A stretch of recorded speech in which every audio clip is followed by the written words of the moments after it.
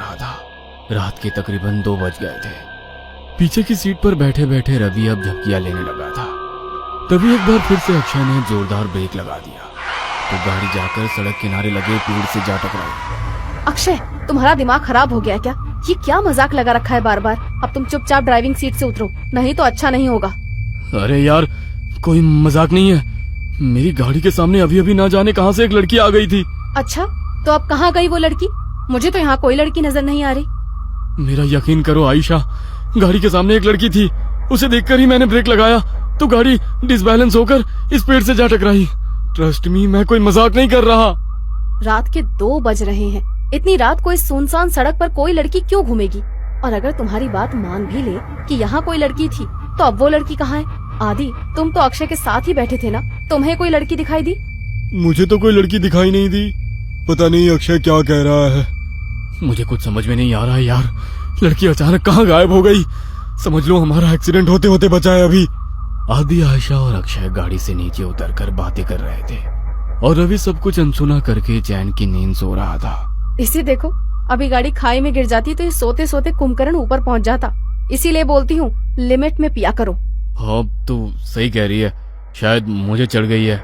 मैं पीछे बैठता हूँ, अब तू ड्राइव कर ले। ना बाबा ना, अब तो मेरी आंखें नींद से भरी हो रही हैं। तू ही चला गाड़ी, लेकिन अब ध्यान से चलाना।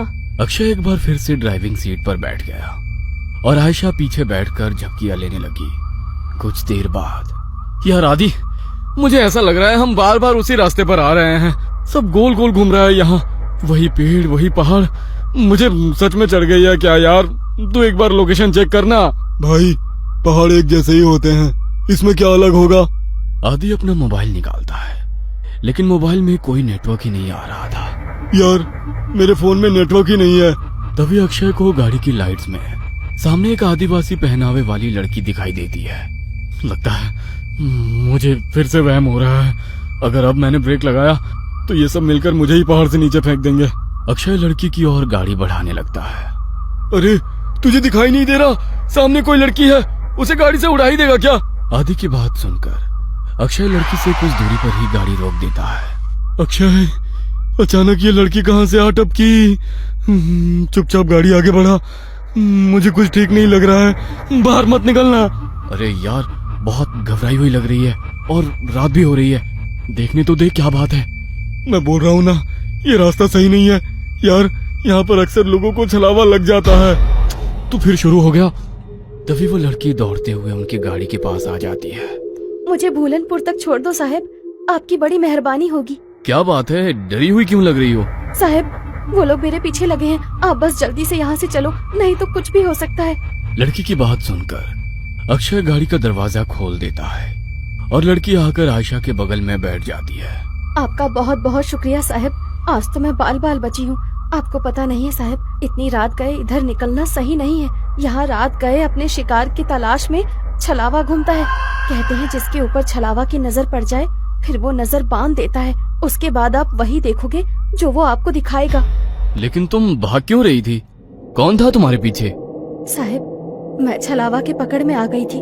बड़ी मुश्किल से अपनी जान बचाकर भागी हूँ। लड़की अभी अपनी कहानी सुना ही रही थी कि सामने से कुछ लोग मशाल लेकर सड़क के बीचों बीच खड़े हो जाते हैं। अरे, ये लोग ऐसे सड़क घेर कर क्यों खड़े हो गए हैं? कौन है ये लोग?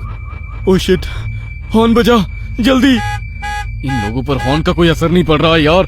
एकटक घुरे ही जा रहे हैं और अपनी जगह से टस से मस तक नहीं हो रहे हैं। मुझे तो बहुत गुस्से में लग रहे हैं। क्या करूं? पतली सी सड़क है, अगर ये सामने से नहीं हटे तो गाड़ी रोकनी पड़ेगी। गाड़ी रोकते ही कहीं इन्होंने हम पर हमला कर दिया तो? साहब, ये आदमी नहीं है, आप बस गाड़ी मत रोकना। अगर इन्होंने हमें पकड़ लिया तो अच्छा नहीं होगा, हम में से कोई नहीं बचेगा। क्या मतलब है तुम्हारा? मैं उन पर गाड़ी चढ़ा दूं? नहीं नहीं, ये मुझसे नहीं हो पाएगा। अक्षय की गाड़ी धीरे धीरे उस भीड़ के नजदीक पहुंच रही थी। भीड़ में खड़े लोगों के हाथों में जलती हुई मशाल और लाठी डंडे दिखाई पड़ रहे थे। इसके साथ ही उनके चेहरे पर गुस्सा भी साफ साफ देखा जा सकता था। जैसे ही गाड़ी उस भीड़ के नजदीक पहुंचने को हुई, अचानक ही अक्षय को दाईं ओर एक मोड़ दिखाई दिया और उसने गाड़ी उधर ही घुमा दी। अब गाड़ी उस सुनसान रास्ते पर दौड़ती चली जा रही थी। अचानक ही आयशा की नींद टूट जाती है। अरे यार, ये लड़की कौन है? और ये कहाँ आ गए हम लोग? यार आयशा, हम अपनी आंखों से छलावा देखकर आ रहे हैं। बस लास्ट मोमेंट पर अक्षय ने इस रोड पर गाड़ी घुमा ली, नहीं तो पता नहीं आज क्या होता। मुझे तो अभी तक सोच सोच कर ही घबराहट हो रही है। ये सब हमारे साथ क्या हो रहा है? मुझे कुछ समझ नहीं आ रहा।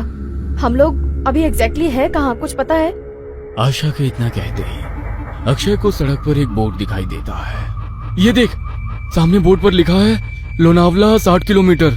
लो, हम तो बस 1 घंटे में लोनावला पहुंचने वाले हैं। लेकिन लोनावला पहुंचने में तो 8 घंटे लगते हैं ना। इतनी जल्दी हम लोग लोनावला कैसे पहुंच सकते हैं? आखिर ये कौन सा रोड है जो इतनी जल्दी वहाँ पहुंचा रहा है?